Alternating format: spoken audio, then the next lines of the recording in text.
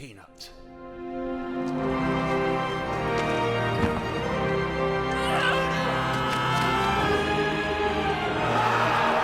What's going on, everyone? Jeremy here from The Quartering, and the meltdown has gone nuclear for the Democrats as the finger pointing is going in every direction.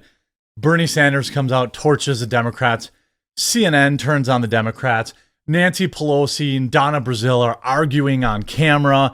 Everybody's crying, and we're minding it all. Be careful about your salt intake, folks. Make smart decisions. Only consume so much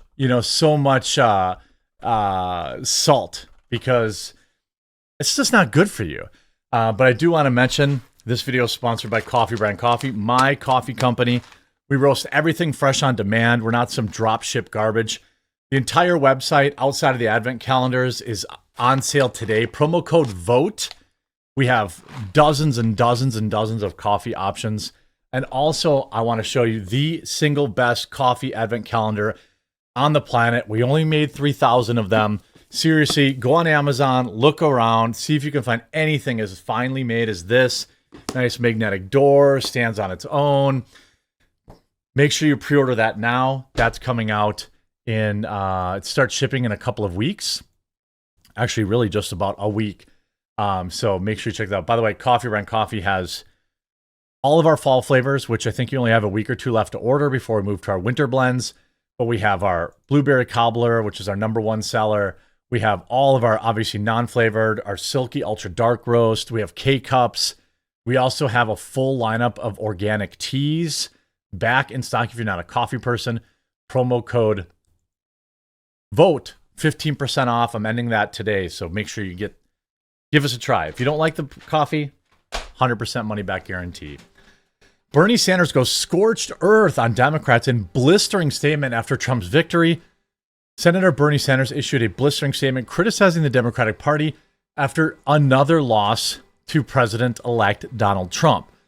It should come as no great surprise that the Democratic Party, which has abandoned working-class people, would find that the working class has abandoned them, the 83-year-old senator from Vermont wrote on social media.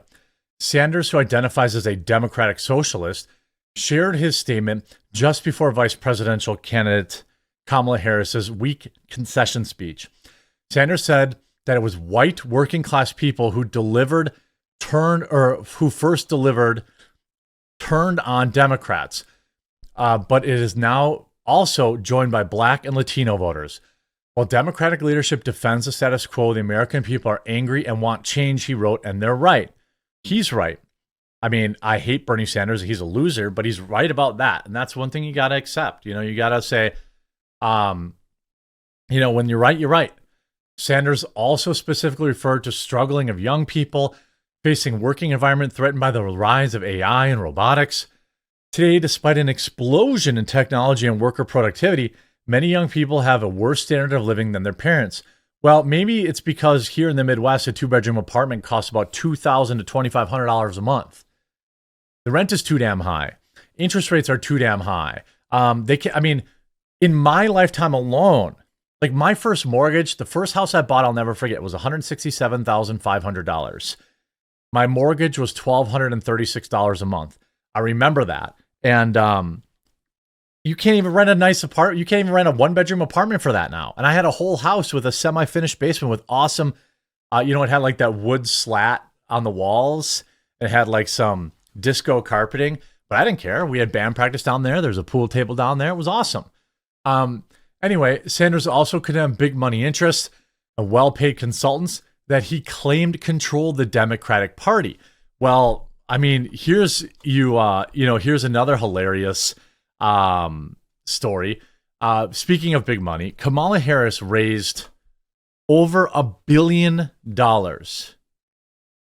Over $1 billion for her election. You would think there'd be something left, right?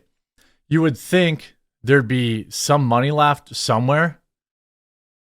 Wrong.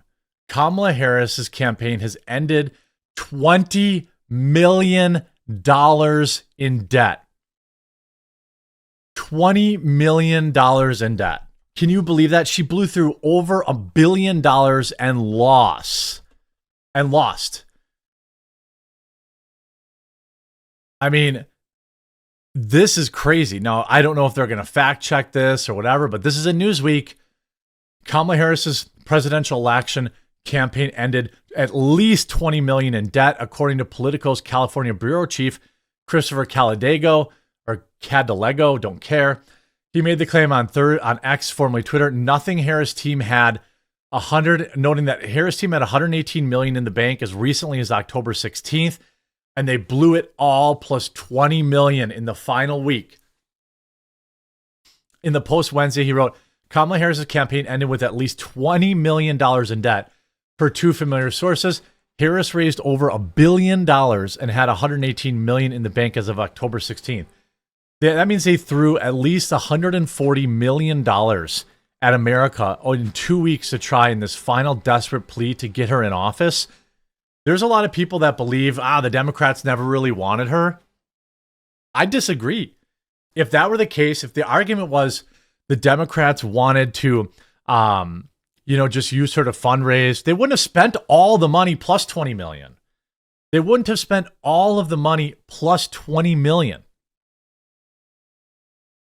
I mean, they spent six figures to fly banners over 4 NFL games in an attempt to reach male voters. It spent $450,000 a day to have ads displayed on the Las Vegas Sphere.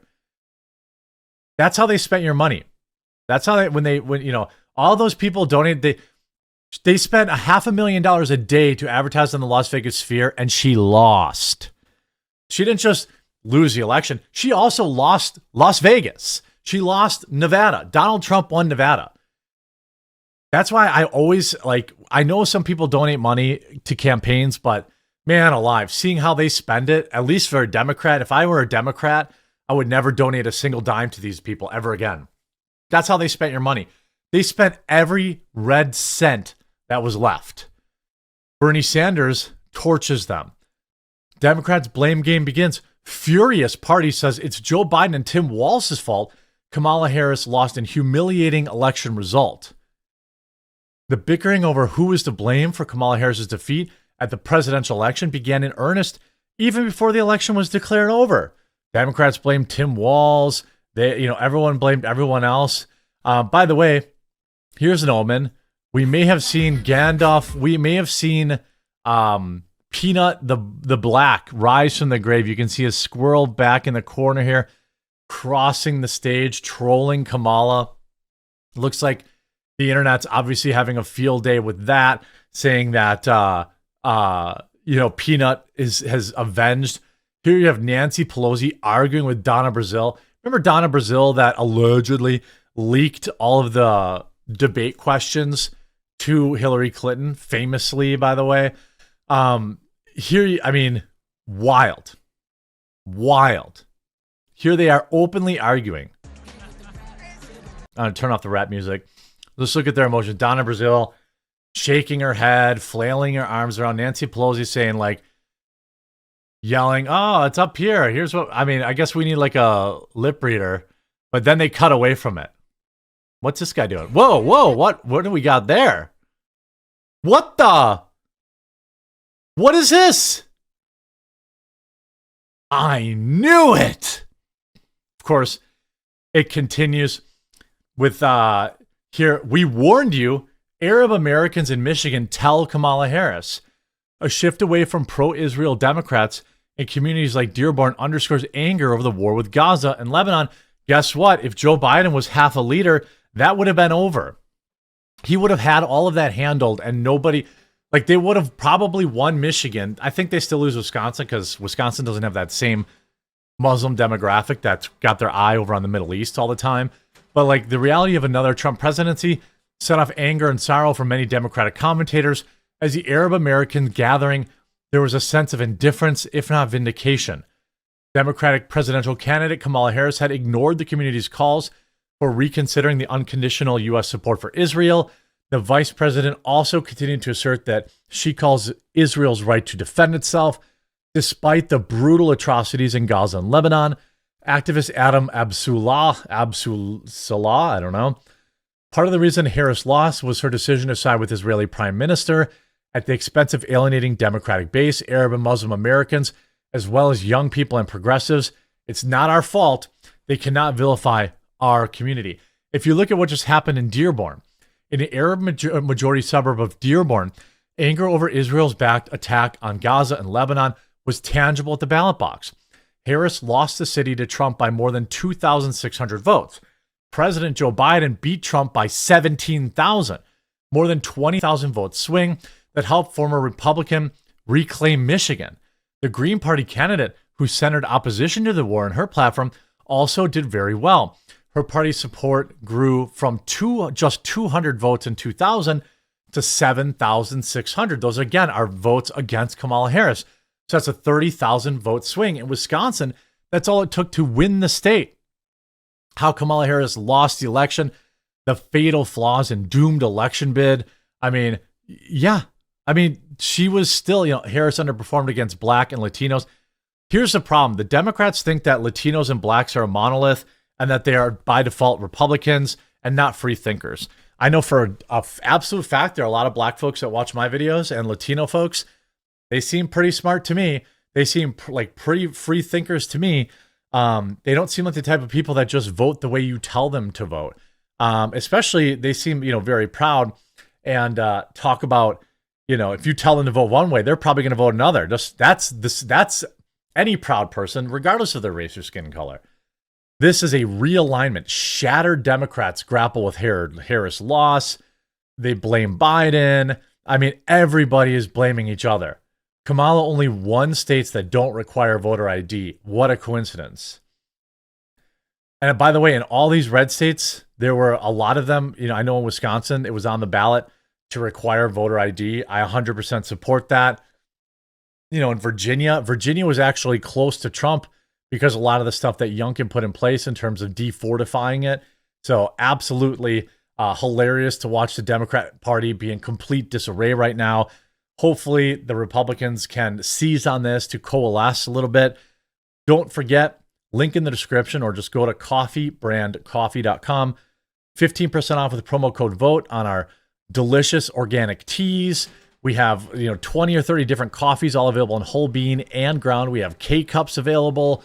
We have also our 12 days of coffee. This is not on sale. This is a pre-order. It's a little more spendy, but it is ultra premium. I promise you. It makes a great gift for someone you love for Christmas or just for yourself. I hope you enjoyed this video, and we'll talk to you again real soon.